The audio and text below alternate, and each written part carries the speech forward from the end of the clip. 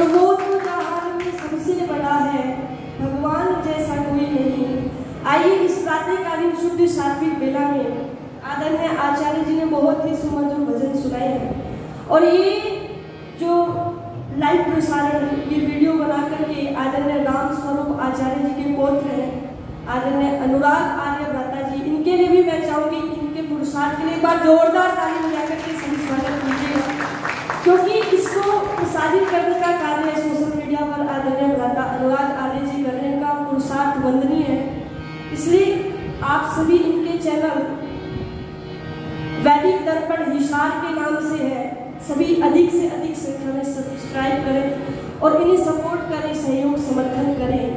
आइए निवेदन मैं कर रही थी आप सभी के मध्य में कि भगवान जैसा कोई नहीं और वो तो जहान में सबसे बड़ा है। प्रातःकालीन वेला में आदरणीय आचार्य जी बहुत ही सुंदर व्यवस्थित तरीके से यज्ञ को संपादित करते हैं और बहुत ही अच्छे प्रकार से अपने कार्य को करते हैं। आइए इस यज्ञ के विषय में बड़ी सुंदर बात आदरणीय सुरेंद्र जी ने लिखी थी। क्या लिखा कि यज्ञ ना केवल घृत सामग्री का नाम है, अपितु यज्ञ वह भी है कि कोई प्यासा है, हम उसे एक गिलास पानी पिला देते हैं तो वो भी यज्ञ की श्रेणी में आता है। यदि कोई भूखा है, भूख से कलहा है, उसे हम एक थाली भोजन के दे दें तो वो भी यज्ञ की श्रेणी में आता है। तो आइए कवि जी सुरेंद्र आर्य ने बड़ी सुंदर बात इस यज्ञ के विषय में लिखी। क्या लिखी?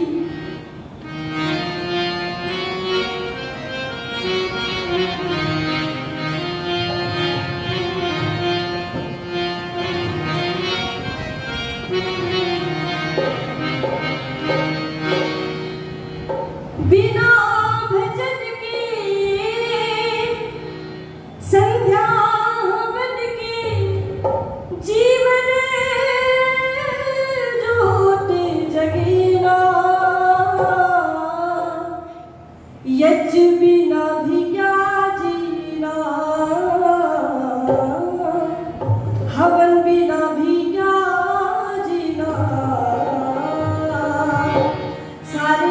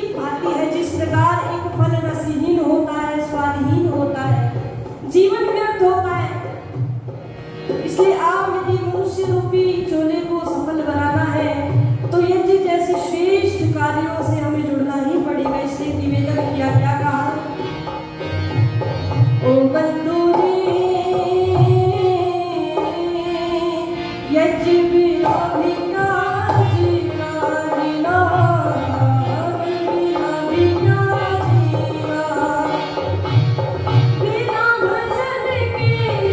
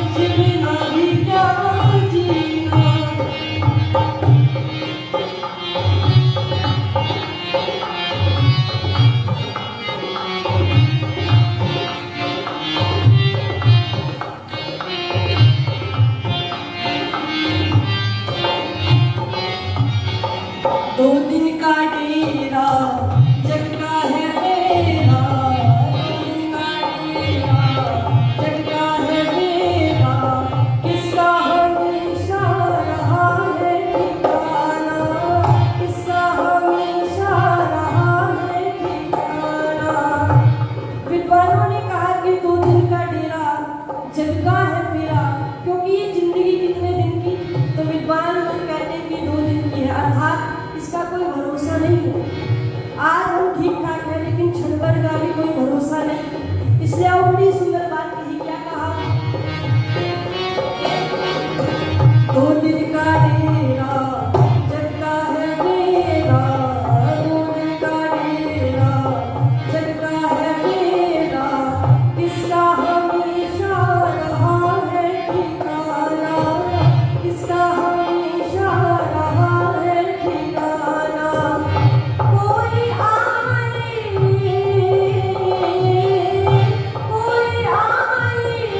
कोई जाए, काम की घड़ी रुकेगा, जीना भी क्या जीना जीना, भजन बिना भी क्या जीना, ओ साथी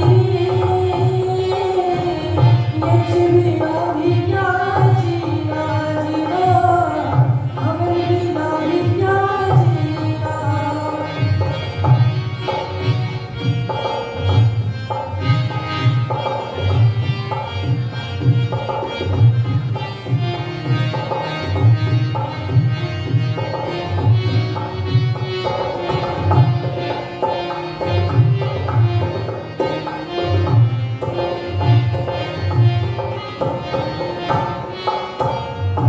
और अंतिम पंक्तियां इस भजन की क्या लिखी, ओम प्यारा एक सहारा, ओम प्यारा एक सहारा, जो दाता का भी दाता है, जो दाता का भी दाता है, उसी से प्रीति कर ले सुरेंद्र, उसी से प्रीति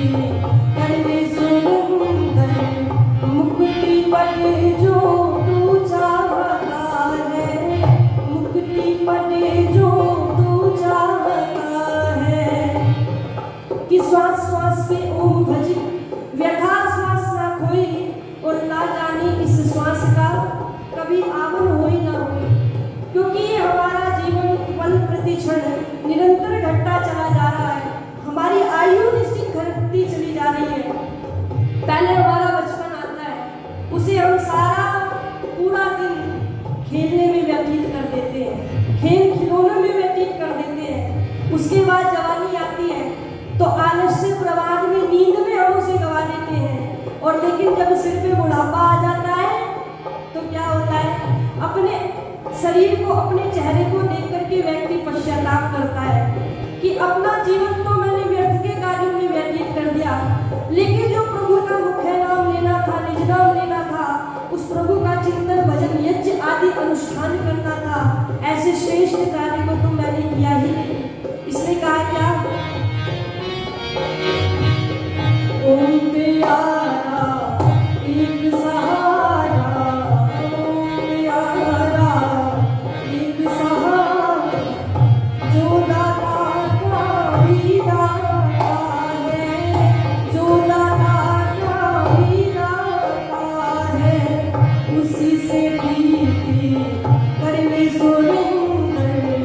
उसी से प्रीति कर ले सुरेंद्र, मुक्ति पदे जो तू चाहता है, मुक्ति पदे जो तू चाहता है, काम आएगा, काम आएगा, सुख पाएगा, उस तरह कोई भी दुखीगा दुखीगा,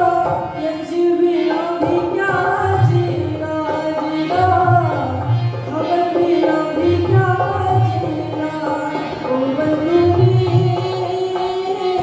बिना भी क्या जीना, हवन बिना भी क्या जीना, बिना भजन के संध्या हवन की, बिना भजन के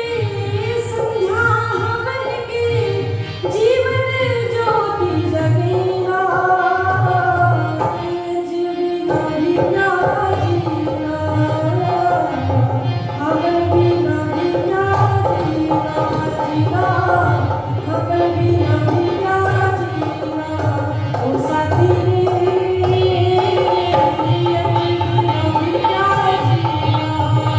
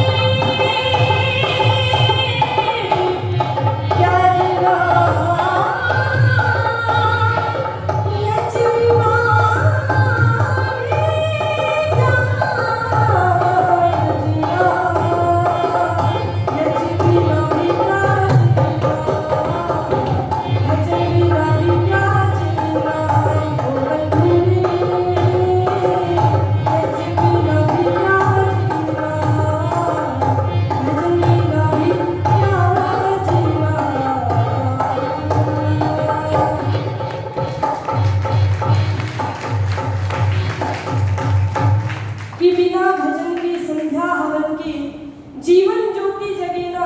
ओ बंधुरी भजन बिना भी क्या जीना। जैसा कि मैंने बताया कि ये जीवन हमें किस प्रकार से संचालित करना है। आर्य समाज हमें सिखाता है कि जीवन किस प्रकार से व्यवस्थित ढंग से जीना है। अन्य मन से आपको जो भी बातें कही जाती हैं, ये छोटी बेटी 100 रुपए की धनराशि देकर के सम्मानित कर रही है, एक बार जोरदार ताली बजा करके उत्साह करें। कहते हैं कि अन्य मंचों से आपको जितने भी महाराज मिलते हैं, वहां पर सभी श्रोतागण कहते हैं कि सत्य वचन महाराज, सत्य वचन, जो भी कह दिया वही सही। लेकिन तर्क की कसौटी पे किसी भी बात को परख करके अपने जीवन में धारण करना, ये केवल आर्य समाज सिखाता है। आर्य समाज हमें वह चीज सिखाता है जो अन्य मंचों के माध्यम से आपको श्रवण करने को और देखने को नहीं मिलेगी। आइए, कहते हैं कि किसी भी व्यक्ति से यदि पूछा जाता है कि भाई साहब आप कौन, तो कहते हैं कि मैं हिंदू, गर्व से कहो हम हिंदू। लेकिन दूसरे संप्रदाय से पूछा जाता है कि भाई साहब आप कौन, तो कहते हैं कि मैं मुसलमान। तीसरे से पूछा जाता है मैं सिख, और चौथे से पूछा जाता है मैं मुसलमान। लेकिन सब अपने आप को हिंदू, मुस्लिम, सिख, ईसाई तो कहते हैं, लेकिन इंसान के सही मायने में क्या परिभाषा होनी चाहिए। कहते हैं कि दूसरे के दुख को देख करके यदि आपकी आह निकल आती है, दूसरे के दुख को देखकर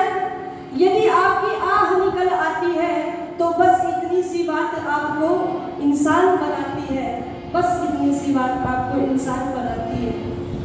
परोपकार की भावना जिसमें होती है, कहते हैं ईश्वर की तरफ से उतनी ही आनंद की प्राप्ति होती है। इसलिए और बड़ी सुंदर बात की क्या लिखी,